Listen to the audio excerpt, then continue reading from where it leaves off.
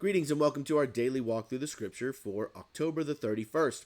Now, while other people remember this day for, dressing up in costumes and going trick-or-treating, this day was actually a big day in the lives of the church because this is the day that Martin Luther nailed up the 99 Theses to the door of his church and would usher in what we now know as the Protestant movement.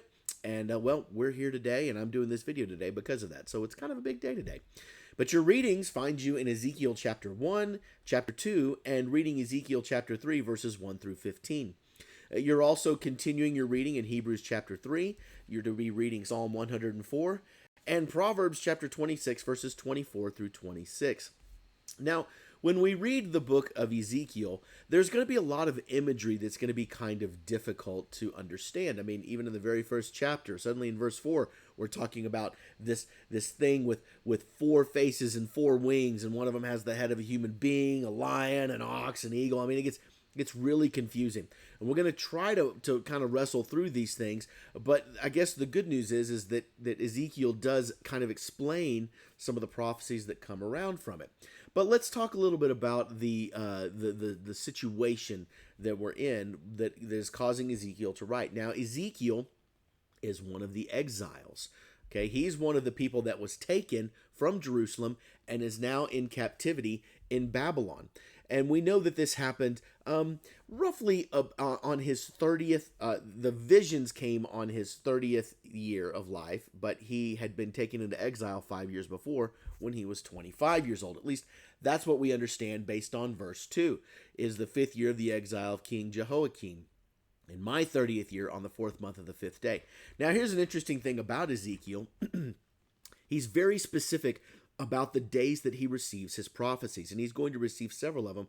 And so we're actually able to use this to date events and date things within history. For example, if we know that he was called into ministry on the 4th month on the 5th day, in modern days, that actually translates to July the 31st. 593 BC. So Ezekiel really provides some really helpful things for us when it comes to those kind of dates. But that's not the purpose of the book. The purpose of the book is really for 3 parts, okay? And in these 48 chapters, we see it break down. Really, the first 24 chapters are talking about God's judgment against Judah, okay? And in that, he's going to talk about the judgment that comes. He wants the people to remember, those that are in exile, to remember their sins and why they are there. This is a humility lesson, and this is something that's going to allow them to eventually return back to Jerusalem. And Ezekiel writes prior to the falling of Jerusalem that we just read about in the book of Jeremiah, and at some point he actually goes silent in the falling of Jerusalem. Then in chapters 25 through 32, we're going to see him pronounce judgment on all of the nations, that God is pronouncing judgment. He's saying, look, you may be attacking my people, but at some point that judgment is going to come to you. And this is a common theme. You see most of the prophetic letters and scrolls that you read, Jeremiah, Ezekiel, all the way over to Micah and all those, that God does not hold back judgment on the nations.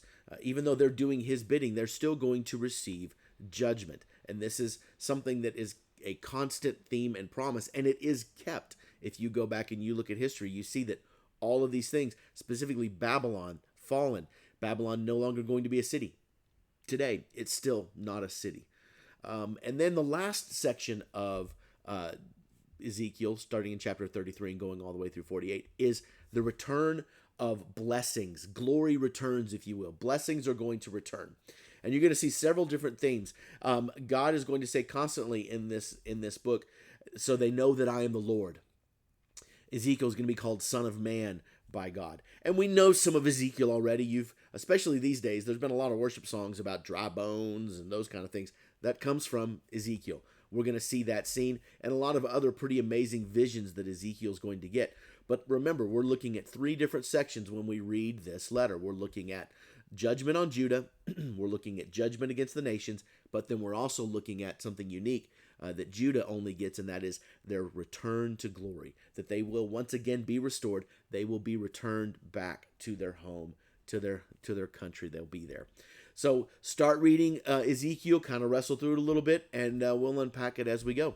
All right, that's it for our introduction. We will talk more about this and other books of the Bible tomorrow.